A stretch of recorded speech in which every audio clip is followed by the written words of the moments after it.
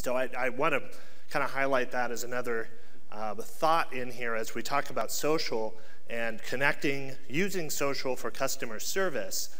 One of the things we really had to figure out really quickly was how we handle customer service for someone with a very technical mixer, and the next case may be someone with a very untechnical violin. So we'll get into a little bit of how we tackle that and how we look at customer service in the social space. And really, hopefully, if I do my job well, by the end of the short talk today, we'll kind of know how to approach turning social media into a valued support channel. So not just do it, but how to derive the most value out of it. And I think that's one of the things that we kind of hopefully did right in all this. There are plenty of companies and lots that you can study, lots you can look at and point to that have many more Twitter followers or many more cases you can, wow, they just handled 8,000 on their Twitter page in the day that I can see. Not saying that Yamaha's doing the most, but I will say that from a value and an internal perspective, this is one of the things that I was really able to use as a bit of a catalyst to make other things come into play. So I'll talk a little bit about that as we walk through this around these kind of core thoughts or topics. So really the point that data is data. And that's one of the things that I think was the biggest key as we started thinking about this was, do we really want Twitter stuff in with all of our important data? What about cases where people actually are calling in or emailing us? I don't know if we want Facebook comments in with that important data. That almost from the get-go, at least for Yamaha, the perception from certain folks who maybe weren't as familiar with social as others was that this was somehow less valuable data. So kind of talk a bit about that. And the connecting the tech piece, just so I know who's in the audience here, who is doing some sort of support via social right now? Just quick show of hands. Who is doing absolutely none and probably will never? Okay, because you'd be in the wrong room. I assume everybody else is kind of somewhere then on that path to maybe this makes sense for us. So I'll tackle, even if you decide it doesn't make sense, hopefully there's some points in this aggregate and syndicate idea that could be valuable even for what you've got going on currently. So I'll try to make it at least as relevant as I can for everybody in here, knowing that some people are probably experts and hoping to find that little tidbit that maybe we found out that could help you guys. And others, this is really, I need to convince the boss or senior management that this is a good idea, which hopefully the value add and cost savings does. So I'll hop right into it with this first point around data being data.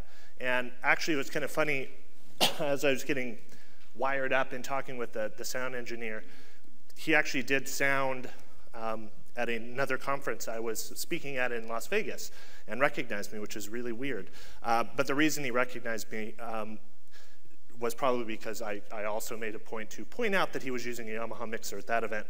But that event was social commerce strategies.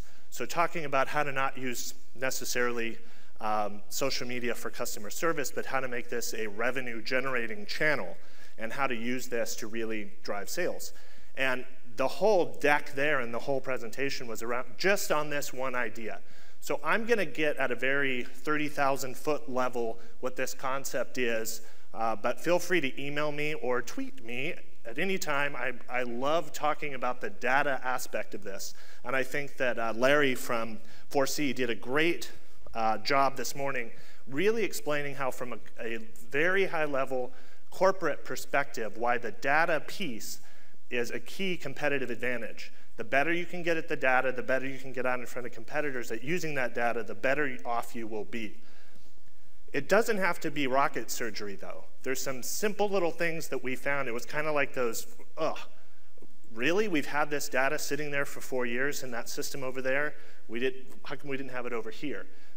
And so when I talk about data is data, I want to just really quickly, what I'm talking about, at least in the Yamaha framework, when we started this project to get social more integrated in with service and really to be a revenue generating channel for us, was to look at where we had data and where we thought that social piece would fit in. So I assume most people have purchase history data of some sort. It may be in Oracle, a fine enterprise level system that Yamaha actually uses. Purchase history, it's probably over there. Case history, we use Salesforce, it happens to be in there. If you call in or you had emailed previously, it went into a queue. We have agents handle it, it's all in Salesforce. Nothing special there. We've got web browsing history in Google Analytics and in Omniture. We had promotions and events that we'd either hand-coded ourselves or in various platforms that are out there.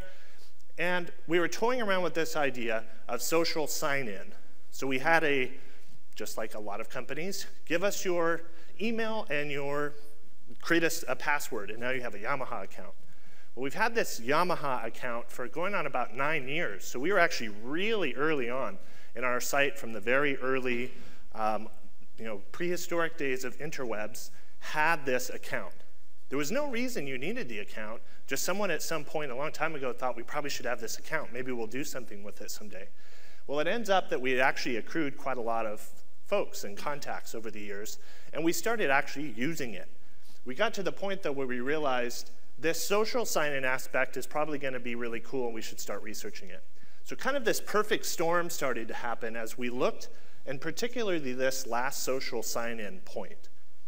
So distinct from customer service and social media, that's one topic and the core of this, but I will throw in as a tidbit, if you're not looking at social sign-in, that was really the piece that I think differentiates how we do it and where we're able to really derive a lot of value.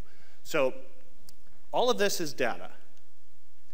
So in the old archaic system, we would know your name, your email address, maybe your physical address, and for legal reasons, are you over 18? Can we market to you sort of stuff? Maybe a couple other little fields, do you play trumpet or something? Once we added social sign-on to that mix, you can now use your old account or social sign-on. Now we've got your nickname, your relationship status, your actual birthday, so not just are you over 18, your favorite band, your Clout score, so on and so on and so forth. Whatever those social platforms share via their API or application programming interface back into that system and ultimately, in our instance, into Salesforce. Once we send out an email to say, thanks for creating this account, or thanks for contacting us, your customer service case, where is this number, we're working on it, we'll get right back to you, isn't this cool? Once you open that email, now we can start to do some interesting stuff with email analytics. Maybe that email you click and you go to the website. Well, now I know what mobile device, if you opened it on mobile, you tend to use. I know how recently you visited the website. I know what time zone you're in, which I could also use back to the best time to email. Obviously, then I'm going to map in your actual case data. So the point being, there's a whole bunch of stuff here. If you step back for a moment and work with the tech folks, work with anybody in the company who thinks they might be near data, and basically put together a cross-functional team to think about all of these data sources. And hopefully it's pretty clear when you start to think this back to the customer support agents in the call center perspective. It would probably be quite helpful for Zappos to know the best time to email you if you've got some, we don't want to email you in the middle of the night for this special we're only running for 24 hours. That wouldn't be fair because I've just cut off effectively some of your time. Just, random throwing these out there. Maybe relationship status, we don't want to send you a Valentine's thing if we know you're single, or vice versa, I don't know. That was the fun part after we got it all, was figuring out how to best utilize this. We did see, and I will say, and again, I can share any of this info you'd want to know. I'm more than happy to share one-to-one, and I have some of the stats in here, and some of them are actually, I think, in the last issue of CRM Magazine, quoted some of these stats that we were able to pull from this sort of data, being available to call center agents, lower call times. Obviously, if I know this info, I don't have to ask you for it. And we're even able to do in-call as someone is sitting in the queue. If I know your phone number, you've shared it at some point or I've pulled it through, now I know who you are, I can pull this info up and actually could then look to see web recency and even down to what pages you went to. So one of the things we were able to use this data for was not have the agent pick up the phone and say, oh, Bob, what seems to be the issue, blah, blah, blah, blah, blah. Oh, well, did you check our FAQs? I know you checked the FAQs, and I know which ones you checked, so I'm not going to ask you again. It's clear those FAQs didn't solve the problem, or perhaps you didn't understand the FAQs. So again, this is a super deep topic I could go into, and I love that space and kind of connecting all these dots. I will say we found very real and very instant impact positively to our call center normal sort of metrics we track, and ultimately we're able to bring those costs down then. Less resources that we need at the end of the day to be able to have more agents spending more time.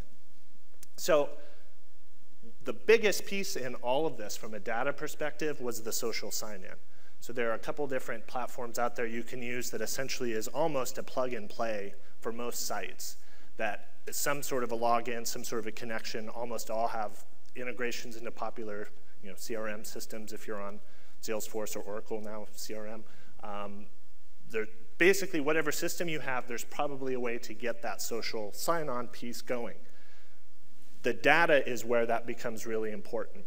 And I'll kind of walk you through the whole flow to see what that looks like now that you're bringing in cases from your Facebook page, how this all comes into play.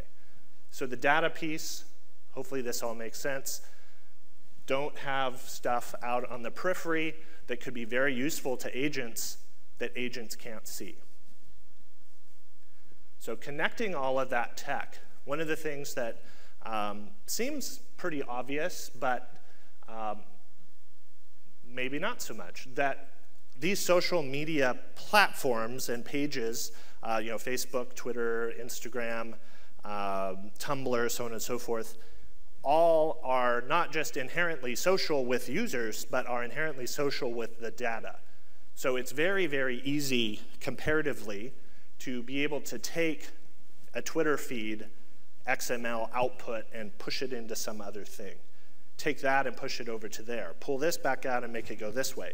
So I'm very, very lucky to actually have the call center org and the web and digital org kind of under one umbrella. So I can do all kinds of cool and neat things with this, even in a very basic level though, again, with just about every CRM platform out there now, very easy to have a bolt-on or a plug-in system that can go and pull back from the social channels.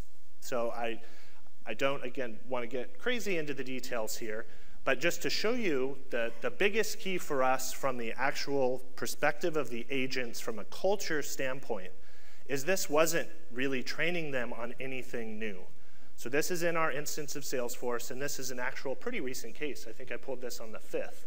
So we had a wall post. When creating splits on the Yamaha Motif X6, how can I tweak the two sounds so the bass will not be sustained when the pedal is activated? In short, how do I turn the split voice sustain off?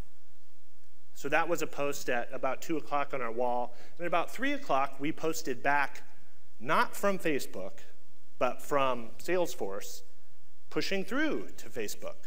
So we don't have to give our agents our password to Facebook, so we get all kinds of willy-nilly stuff on there that might not be appropriate.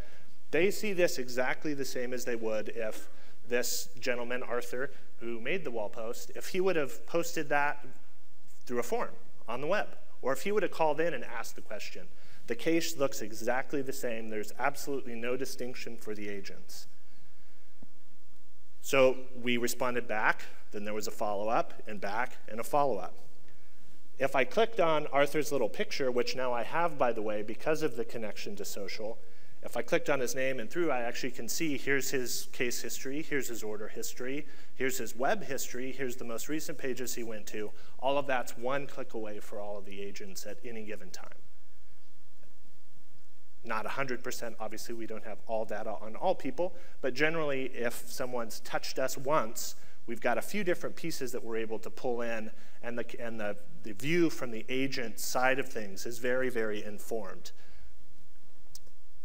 Also, just really quickly to note here, all of that's happening pretty quickly, and again, somewhat technical. Our normal customer service agent interaction isn't, I didn't receive my order. We actually don't sell direct at all. So we sell to dealer networks like Guitar Center or Sam Ash or Bob's House of Flutes down the street, kind of the small mom and pop stores to chain. We don't get customer interactions about sales at all. almost all of ours are, I bought this trumpet, how do I do better, cooler stuff with it? So it really is, from that perspective, a neat way to jump and bridge that gap between customer service becoming customer experience.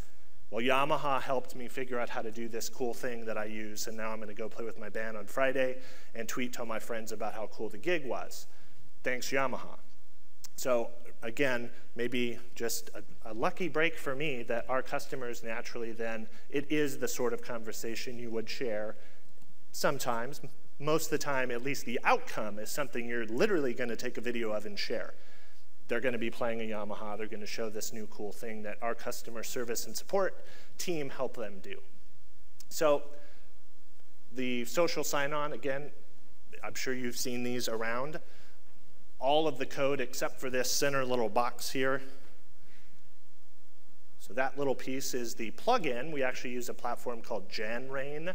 There's another one called Gigya that's a big player in the space. There's 5 or 6 different players. And actually, if you've got the tech resources, you can just wire it yourself. There's a Facebook API, a Google API, a Twitter API. We built our own API, so if you had an older account or you're not comfortable with social, you have the choice. So we actually are seeing about a 60-40 split. We launched this in October from the social sign-on perspective, and from October to now, we saw it basically go from 0 to 60% are now preferring and using social for sign-in, 40% are using the older method for signing in. So we were a little skeptical that maybe this is pushing too quick with, and not being overly stereotypical or no additional meaning you'd read into this, but the small piano teacher, frail old lady in the Midwest, is she really going to be cool with signing in with her Google+? We have to be careful that we do have the full span of very, very old and staid sort of fan base, all the way to, you mentioned the Rolling Stones. We actually have a record label that Yamaha runs as well, and we do have heavy metal, hard rock artists on our roster. I'm sure they're cool with it, but maybe the old lady wouldn't be. So in that case, there was some fear here. Very quickly, though, I could show, well, it was only 10% in the first month using social, but here are the 1 million data points we were able to bring into the system, and we actually removed 4 clicks and fields for the user. When they land on the page, they just click Facebook. Yamaha would like to access your Facebook to get this data. Are you okay with that? If yes, it's the 1 click and you're through. If not, it kicks you back, and you can use the older method that's just going to ask our core fields, basically first name, last name, email, over 18. So we always give the fallback. We don't force that we need all this data from you. So the key here being, I think, when you're looking to connect the tech, is look at the platforms that offer this out of the box for the social sign-in piece and see how that plays into what your current CRM and current tech systems can do connecting to the social channels themselves. If done right, and you really think this one out from how it flows from social to case and case to social, at least in our case, there wasn't a lot of culture shift or training, retraining we had to do for the agents themselves. Quite frankly, the training and roadblocks for us were up a few notches at senior management, and for some of the marketing folks, not quite buying that this social thing was going to catch on. The agents themselves were stoked because it actually, as a little side benefit, kind of back to the highlights presentation of all these cool awards and notoriety and isn't this neat and I got this badge and I'm going to win the hula hoop or whatever. This is one cool way that we've been able to take the agent that's worked at Yamaha for 20 years and no one knows his or her name, is now front and center on our Facebook page, being positive feedback. Hey, Yamaha's awesome and Steve really handled this in such a cool way. That sort of public kudos for agents hadn't happened before. It's kind of intrinsic and part of how this works now, that's something that the agents are getting. So kind of a neat side benefit that we saw there. Again, I think a lot of folks that I've talked to are a little scared, and the first question they asked was, how much did it cost? What about all these, what you had to tell you integrate all this, and how long did it take IT-wise? I would say to leverage your existing systems, because for us, We're lucky to have Salesforce and had it for a bunch of years. It is one of the more expensive CRM platforms out there, but I will also add, pretty much across the board, all of the major CRM systems, unless it's a home-built system you're on, offer this now. And I don't want to speak out of turn, but I do believe Oracle system has this as well, so a small little plug. It's not that it has to be Salesforce. Everybody's kind of moving this way, and the stat I read actually pretty recently, I think it's about 50% of call centers out there. I want to say it was either Forrester or Gartner, someone like that. It's about half of the call centers out there now offer social as a channel. Probably a good enough stat to go back to your boss and just say, well, half of everybody's doing it anyways. We want to make sure we're on board. Maybe not. I think the bigger case here, if you can kind of bracket this social sign-in piece along with it and start to bracket data and connecting these systems, is the much easier sell. It's not just doing it because everybody else is doing it. It's not just doing it because it's what our customers want. You'd think that would be enough to make the case, but actually jumping to look at all this data and valuable data and instantly actionable. So this isn't the ethereal, complex calculated mathematics that really nobody knows except finance. It's pretty basic stuff. I knew the phone number so I could handle the case better. I knew who it was before I even picked up the phone, and I had 50 data fields to work from. So if the key is to know your customer and to have those connections, I know the customer. Even if I don't know the customer, at least I've got some framework to start from. And just really quickly, I won't get super techy since it looks like there's still a whole bunch of people who haven't implemented this at all. But I guess your homework assignment then, you're going to need to get really comfortable with what APIs are. And if you're looking at any platform that doesn't have an open or usable API, you might not want to use them. So this is what's going to future-proof whatever you go with. So Facebook dies 6 months from now, everyone moves on. Now it's all about Tumblr. Well, I can just go whoop and plug that into Tumblr instead of Facebook. It's still all in Salesforce. The cases are still handled by the agents in the same way. Tumblr dies, now the next thing is who knows what. Change where the API points, where the hooks are. So essentially making sure that it's kind of like Lego blocks, that you can take the little wheels off and put on the cooler looking wheels down the road or whatever it may be. And those are APIs, or Application Programming Interface Language. So as you probably picked up, a lot of this came down to when we were looking at where is all the data sitting now and what data can we get. We quickly got to the point that there was very few bits of data that we didn't want or couldn't find a very clear reason to have in the customer service org and in their dashboard, their screen, their day-to-day kind of access that they're going to need to really be able to deliver top-notch service. We didn't come across anything that we actually had to say no to. But what that then opened up was, okay, I need the data from Oracle. How am I going to get that, and who owns that, quote unquote, owns? So there was a bit of a internal discussion, and discussion being a nice way of putting it, about I need that, and I need to get that. But guess what? I can also then give you this. So a lot of this, because of the fact that we weren't just taking data into our system from your system, really setting it up as an exchange of data, that we all should be able to see all this data. Finance, wouldn't it be great to have your folks who are trained in just their crazy analytical minds to be able to spot this business intelligence?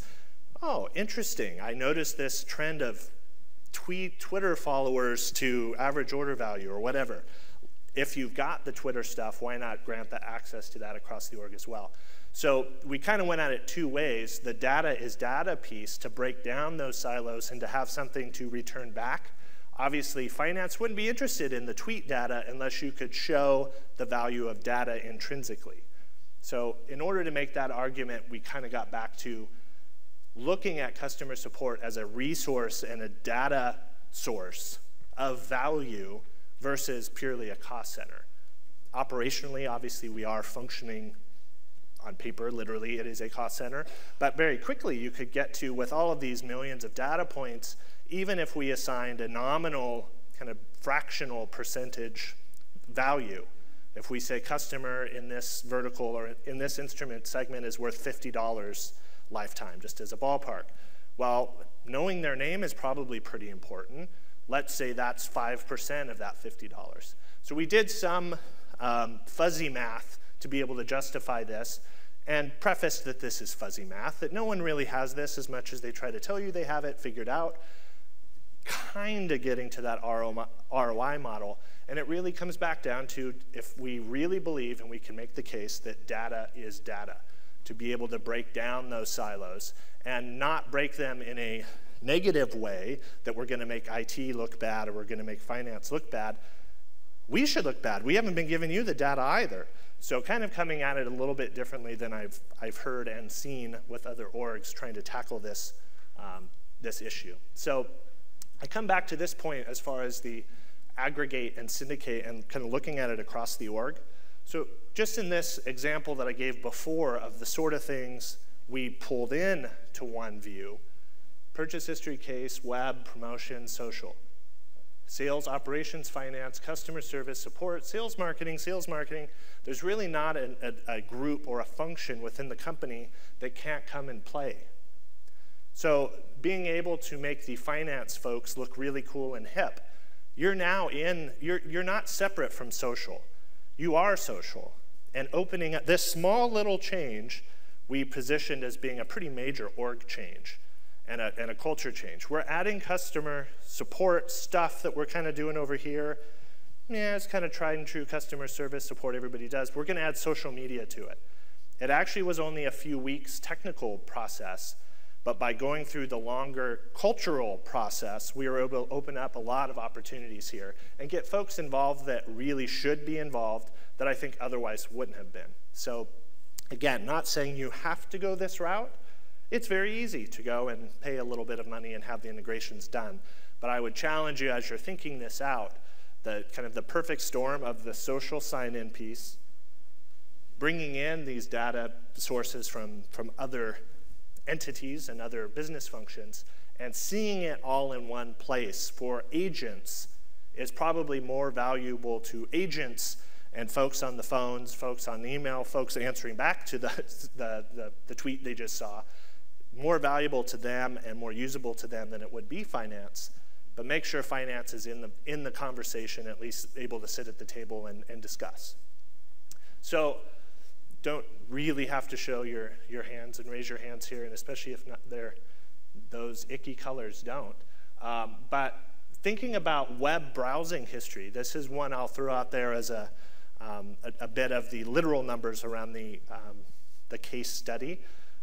We simultaneously took Omniture, which is our web platform we use for analytics, and brought that data in to the agents to be able to see.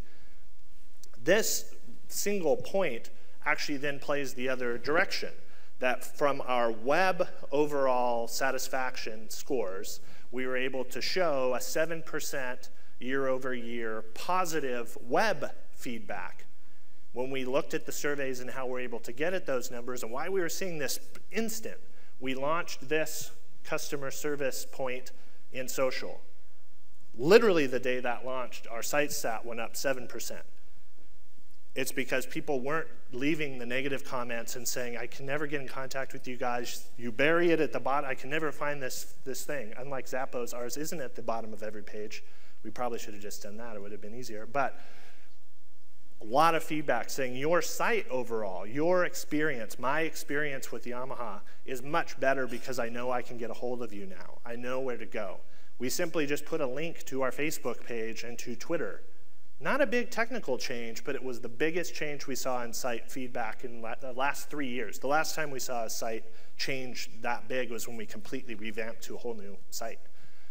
So this was a huge one, and directly tied back to, now that I know who signed in and I know who's kind of doing what on the site in Omniture and can map that to people, that changed our web and digital analytics overall. So now it's not just the site traffic is up, but it's site traffic is up for users who tend to have these attributes, who tend to have this value to Yamaha. So it kind of spurred all of this cool stuff. just one small little change and bringing everybody to the table.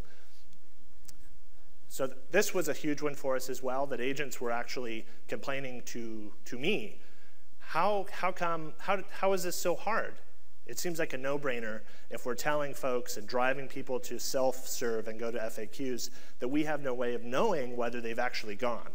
So by tying web data to the user data when they're signed in back to Salesforce in our instance, we're able to see, it just sends a quick web trigger when an FAQ is read, passes the name of the FAQ in through the system so that we know who's read what.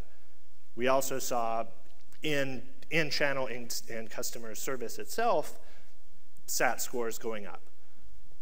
Much quicker handle times. I'm not going to ask you again, did you go check out the FAQs? I know which ones. And the helpful point from the customer agent standpoint, I didn't have to offer something I knew wasn't going to work. If they'd already tried these 5 FAQs in this general solution area, it's clear that's not the solution. I'm going to start going somewhere else. And obviously, from an ROI perspective, when we start to look at, it doesn't take as long to open, close, handle cases. And in some cases, when I do open, handle, and close, there's now this marketing impact where that's being retweeted and shared, and people are retweeting that. Obviously, you don't get the immediate visibility of that word of mouth that you would from traditional word of mouth. People telling their friends, not very visible to us. People tweeting to their friends, very visible. So using Radian 6, looking at the trends, looking at the growth and impressions there, that was another one we could actually say, the change here impacted our marketing.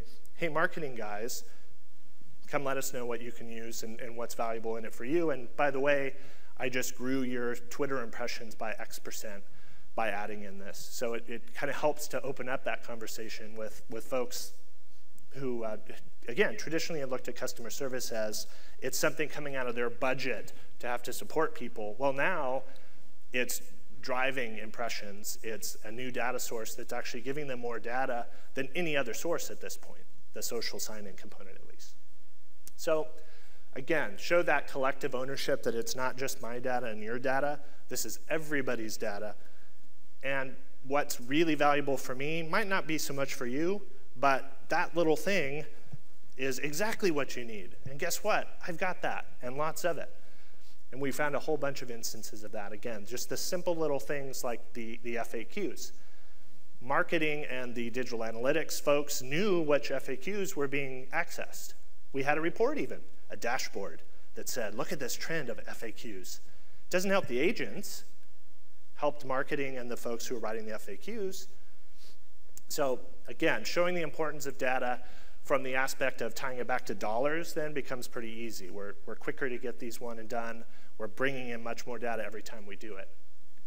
And the hidden data and cost savings was really, kind of taking this example of, oh, those FAQs that you thought were so cool and you love the dashboard, well, guess what? Every call deflection when we're getting them to go and not call us or email us, but handle itself, cool, but it's really not giving us any data other than FAQ loaded, FAQ loaded, FAQ loaded. Versus in the same scenario where someone can now tackle a tweet, send out the same tweet, and we can handle it very quickly and efficiently, it may not be any more cost per case to handle. And if so, it's only a slight increase because it's pretty easy to get back to someone in a tweet. But the data value really starts to make the difference there. So this is, again, where we had to do some fuzzy math since we're not direct to consumer. For anybody who is directly selling, this becomes much, much easier. You can actually look at literal sales. In our case, we kind of had to do it some fancy fractions. But this sort of value add and cost savings to look at projects that you were cool getting this out the door before, you were all cool with FAQs, so let me do this social media customer service thing because guess what? We're now bringing in data for about the same cost as we were before with the FAQs. So again, all of these points, and this is kind of purposely falling off the slide there because it's getting pretty crazy and infinite almost, the amount of things that we're able to pull into here. So one last just little tip and thought on this to throw out there for the folks who are really already doing this pretty well. One other point that is really resonating, and the marketing folks love it, is as someone is signed into the site, I showed you in the first slide, we've got violins, we've got pianos, we've got guitars, we've got drums. So normally, and in kind of the old way of looking at things, we would have carved that into 4 personas. And we would have that all worked out, and just like many folks back in the Everybody's Talking Persona days, we had a consulting firm come in and help us with these personas, and it's all great, and then we put these people into these buckets, and we make sure we talk to them like that. Once we looked at the web data, we realized that personas don't stick in one persona zone. So taking the web data and web recency, we actually are able to now break out as a percentage. So this customer, although he or she indicated interest in pianos, actually has 60% of their web visits is in trumpets. So we were able to do some interesting stuff kind of as an outcome of this integration. So I will wrap it up here quickly with a few other numbers. I think these are all pretty easily accessible if you guys Google real quick around for customer service and social media reports. There's a few out there, but basically the key being there's a lot of folks already in this space. It's actually going to be over 50%, probably any day now. 65% of folks that are asked how they want to be contacted, how they want to have tackle customer service, lean to preferring social. And again, we have seen real and quick results after just launching this in October, that we've seen an immediate spike, and we've kind of jumped up to a new plateau that was a pretty immediate 7% lift, and we've kind of then slowly grown back up from that. So again, that is it for me. The couple core pieces here. Hopefully that makes sense, and there's a couple little tidbits for everybody. And thank you very much. Okay. So before we open it up for questions, I got another surprise and delight. I really love what Jeff and Yamaha are doing, and in fact, it's one of my missions at Oracle to get more customers using social as a customer support channel. And so if you're interested, we do a 90-minute social customer service assessment, and for free. And if we both decide at the end of that session that social makes sense in your channel, we'll provide a 60-day pilot of the solution that you can try out, again, for free. And if that makes sense, then we'll talk about engaging in the next step, which is when you give us money. But the interesting part is that, for any organization that's here at this event, right, we don't just normally go out and put this on our Facebook page or tweet this. But we'll make that available. Just see Ann or I and give us your card, and we'll get back in touch with you, the appropriate person, and we'll do these social assessments. I've done about a half a dozen of them when I just came off one at eBay. It was very interesting to see how a company that is social in nature, because they bring a community together, is behind the curve in this space. So thank you. Questions now? Question up front? From Zappos. I'm scared. I'm just wondering, have you seen any kind of depending on, I guess, on how your frontline team members are using this type of technology, have you seen any kind of concerns from the customer end regarding privacy or anything like that? Yeah, it's funny that you say that, and I've got a pocket full of iPhone messages right now, actually, with our legal folks. So we just last week did a huge update worldwide, Yamaha, not just in the US, around privacy. There are a very large and quickly growing bunch of rules and regulations around privacy, and especially if you're going into the app space, I will throw out that that's going to get nuts really quickly. Luckily, we've not crossed that line, and we're always very, as I said, even if you click on Facebook, we make sure that whatever this process is, we're as clear and upfront, right as possible, saying, Yamaha's requesting this information so that we can better do this. Do you agree, yes or no? And in apps, on initial load, this app may collect these sort of things, so we can do these sort of things.